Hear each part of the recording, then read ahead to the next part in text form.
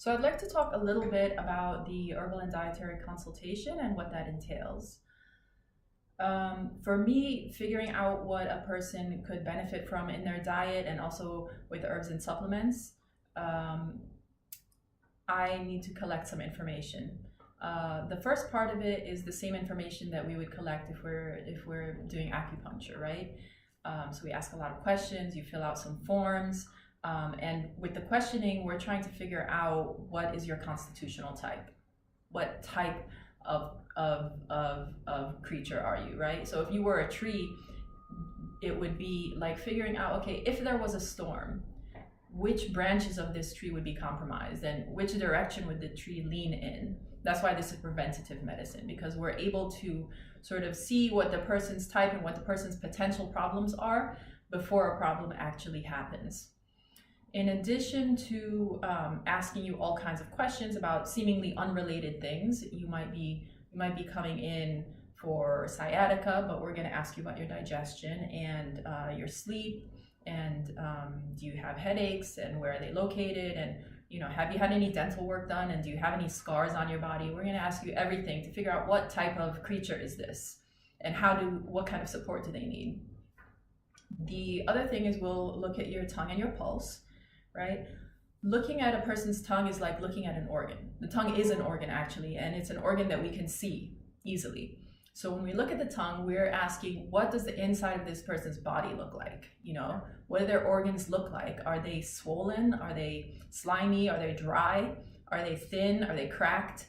And then each section of the tongue can tell us something about the channels. Each section sort of corresponds to a channel in Chinese medicine, and an organ. And when I talk about organs, I'm not talking about necessarily the same organ system that your doctor is talking about. They can correspond, but they're also different. I might tell you that we really need to work on your liver channel, but then you go to your doctor and she runs tests and tells you your liver's fine. What are you talking about? So in Chinese medicine, we talk about the organs in a different way. And we're talking about the channels, right? The channels that run through the organs as well. The other thing is we'll feel your pulse, right? In Chinese medicine or East Asian medicine, I use the terms interchangeably. There are 6 positions, right? Because you're talking about your right hand and your left hand. So this is the first position, second position, and third position. And then within each position, there are different depths, and each depth will tell us about a certain organ or a certain channel. So if I want to figure out how your stomach is doing, I would feel this second position on your right hand, and I would touch at a shallow depth, right? And then in addition to traditional pulse taking, I like to run a heart sound recording. A heart sound recording I think of it as a newfangled way to take a pulse. It gives more information. Instead of feeling the 6 positions on your wrists, we're recording the sound at the areas that correspond to the 4 valves of your heart. So a heart sound recording looks like this.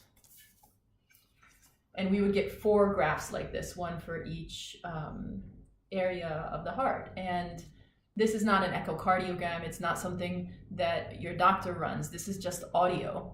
And it basically tells us about your pulse in different ways. This is an ideal graph. So in an ideal graph, you want to see this. You want to see that the lub, or the S1, right? The lub is where the heart is pushing blood out. You want that to be 3 times as loud as the second sound. We call that dub, right? So lub, dub. And you want the space in between, and the space in between all the beats to be nice and flat. You don't want any disturbance there. You want your heart to be resting when it's resting, just like you want to be sleeping when you're sleeping. In addition, you want this first beat to be about 3 times as loud as the second beat, okay?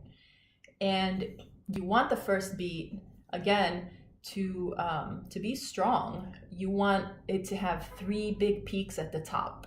You notice it looks kind of like a hand, right? So it has 3 main fingers, and then maybe a thumb and pinky, maybe not. But you don't want it to be longer, and you don't want it to be too short. You don't want it to just have 2 fingers or 1 finger. So this tells us a lot, and we can actually, using diet and herbs, we can actually affect how this graph looks. And we can also, it also gives us direction. It can tell us sort of what channels to work on, what organ systems to work on, etc. And yeah, so just a note on diet in general. The thing is that in this culture that we live in this modern day that we live in, we're not getting a lot of the foods that we used to get, right? If your ancestors, for example, ate meat, even if you eat meat today, you're not getting the same stuff that they got, because they were not just eating the meat, they were eating the organs, and they were eating the bones to a large extent, and the marrow inside the bones, and the cartilage. They were getting everything. So today we don't really get that. We don't. When was the last time you ate heart meat? Some of us eat it all the time, but when was the last time you had spleen or maybe liver? Liver's more common, but the idea is that we do need to look at basic things sometimes. It could be just that you're missing a certain food, and that food would make your heart graph look so much better and make you feel so much better, regardless of what your problem is. Even if you're coming in for a musculoskeletal problem, we can see how you're doing, and we can improve your pulse, and thereby improve whatever problem that you're working on.